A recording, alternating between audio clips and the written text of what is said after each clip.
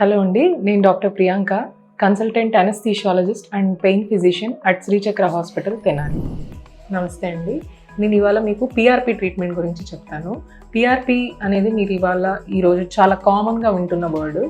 PRP అనేది చాలా రకాల పెయిన్స్లో ఎన్నిట్లోనూ హెల్ప్ అవుతుంది. పిఆర్పి అనేది ఏంటంటే platelet rich plasma. Platelet rich plasma అంటే ప్లేట్లెట్ కాన్సన్ట్రేట్ని బ్లడ్లోంచి మనం ఎక్స్ట్రాక్ట్ చేయడం జరుగుతుంది. ఇది ఎటువంటి పెయిన్స్కి యూజ్ చేయొచ్చు అనుకోవచ్చు. అన్ని రకాల పెయిన్స్కి ఆల్మోస్ట్ హెల్ప్ అవుతుంది. ఇది ఒక రీజనరేటివ్ పద్ధతి.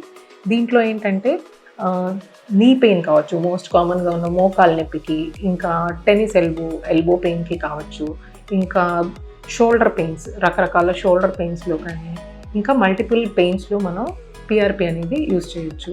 పిఆర్పి అనేది ఏంటంటే పేషెంట్ యొక్క బ్లడ్ నుంచే మనం ఎక్స్ట్రాక్ట్ చేస్తాం. సో ఎవరికైతే ఈ పిఆర్పి ట్రీట్మెంట్ ఇస్తామో ఆ పేషెంట్ యొక్క ఫస్ట్ బేస్ లైన్ ఏంటంటే నార్మల్ ప్లేట్లెట్ కౌంట్ వాళ్ళలో ఎంత ఉందనేది మనం ఒక చిన్న టెస్ట్ అనేది చేస్తాము.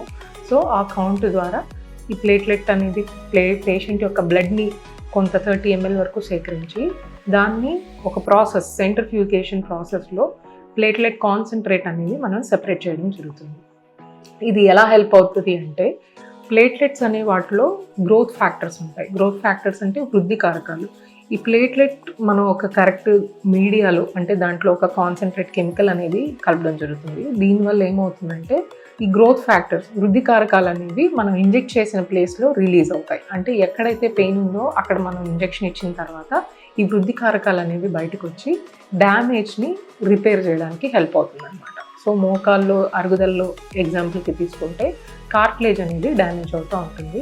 సో ఆ డ్యామేజ్ అయిన కార్ట్లేజ్ ఈ ప్లేట్లెట్ రిచ్ ప్లాస్మా మనం అక్కడ ఇంజెక్ట్ చేయడం వల్ల ఆ రిపేర్ అవడం అనేది చేయడం జరుగుతుంది అనమాట. పిఆర్పి అనేది ఇంకా చాలా రకాలుగా మనకి హెల్ప్ అవుతుంది. సో హెయిర్ ఫాల్ ఉన్న వాళ్ళలో హెల్ప్ అవుతుంది.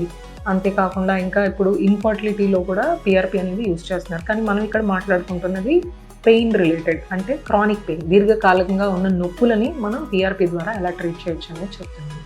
పిఆర్పి అనేది ఒక సైడ్ ఎఫెక్ట్ లేని ప్రొసీజర్. దీంట్లో పేషెంట్ వస్తే ఒక 1 hourలో ట్రీట్మెంట్ ప్రొసీజర్ అనేది అయిపోయి వెళ్ళిపోవచ్చు. అడ్మిషన్ అనేది ఉండదు. అండ్ ఇంకా ఒక నీడిల్ బేస్డ్ ప్రొసీజర్ కాబట్టి, అంటే నీడిల్ ద్వారానే మనం ట్రీట్మెంట్ అనేది ఇవ్వడం జరుగుతుంది. సో పెయిన్లెస్గా ఉంటుందన్నమాట. ఎక్కువ పెయిన్ అనేది వాళ్ళు ఫేస్ చేయరు. ఇంకా సైడ్ ఎఫెక్ట్స్ అనేవి ఏమీ ఉండవు. దీన్ని మనం బయట నుంచి ఏమి యాడ్ చేయట్లేదు కాబట్టి సైడ్ ఎఫెక్ట్స్ అనేవి ఏమీ ఉండవు.